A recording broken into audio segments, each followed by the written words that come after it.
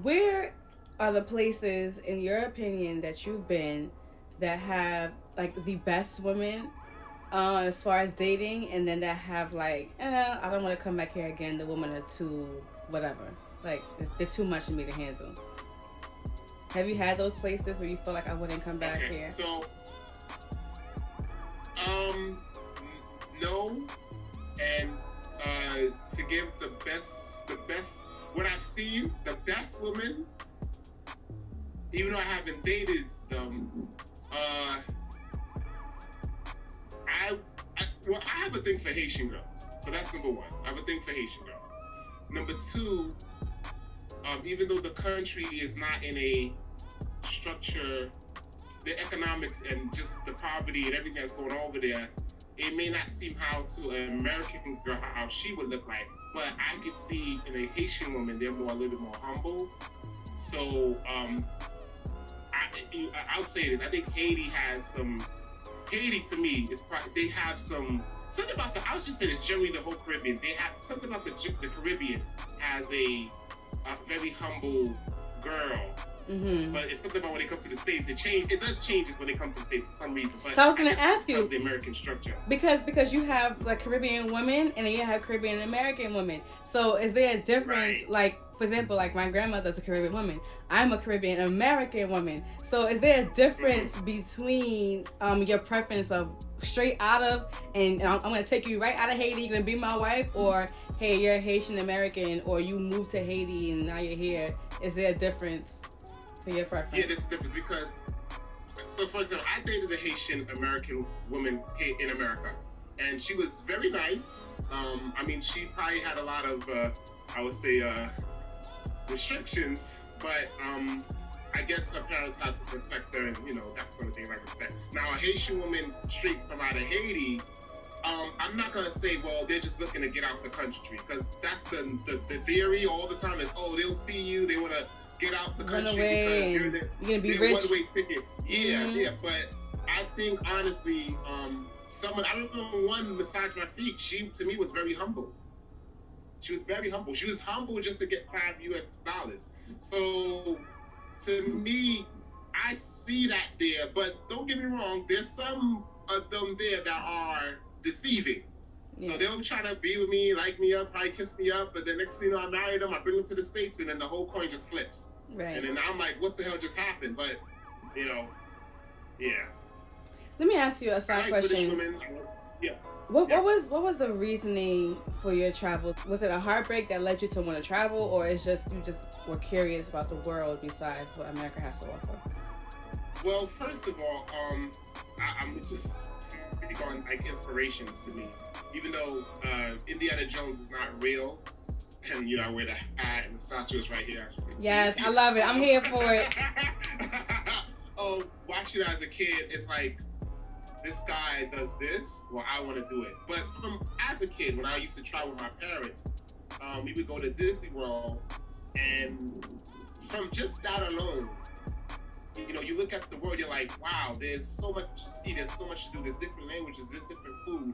It's so much different. So for me, Harrison Ford and watching even other shows, even now that I'm up in my adulthood, it just had me like, I gotta get out of my home. I gotta test outside my home. But however, the earth is my home.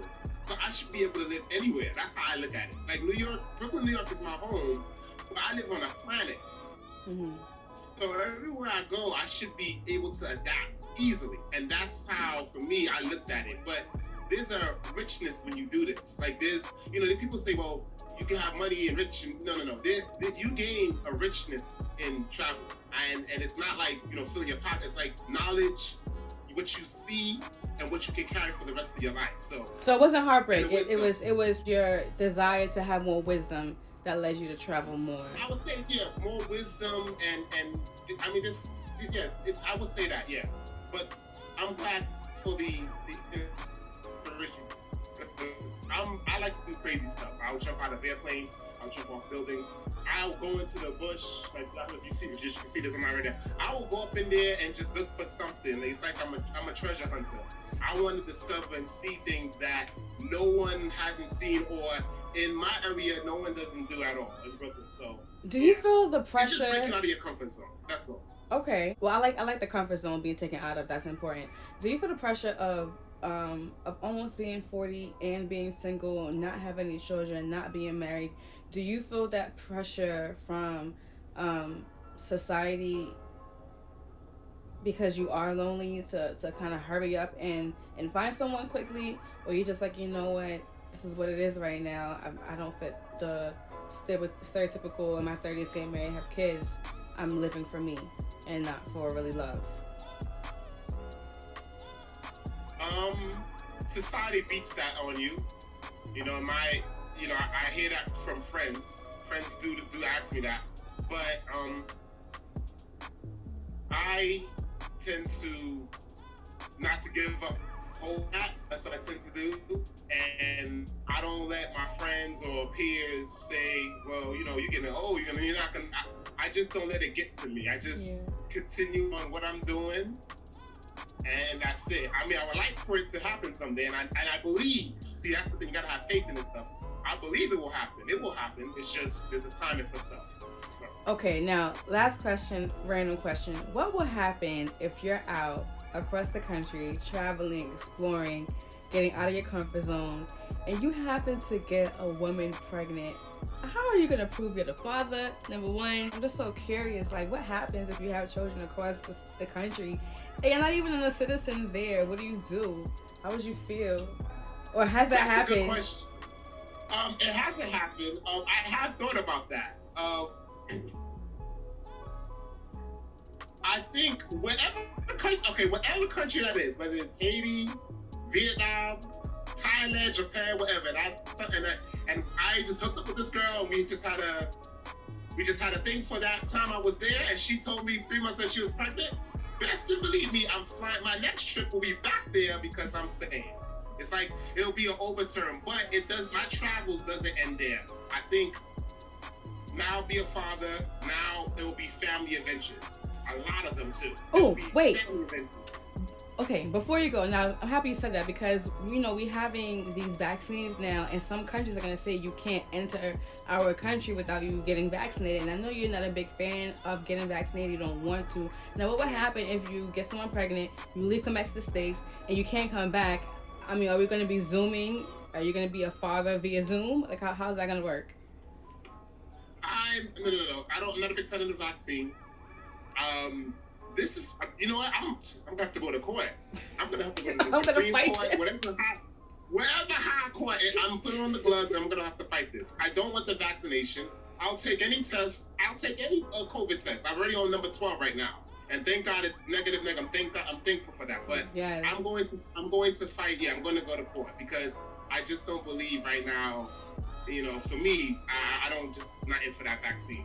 I can't do it. Listen, I understand. Well, I appreciate Wait, you. Hold on. I got some friends I want to say hi. Oh, let me see.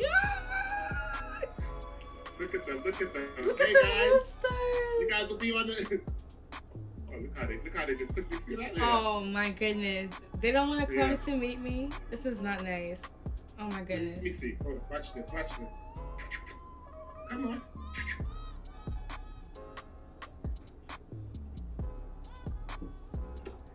And they'll just sit out here and eat all day. You sit here, you just feed them all day, and that's it. That's too much. Well, Antoine, DJ Soup, I appreciate you joining my show, being my first guest of many.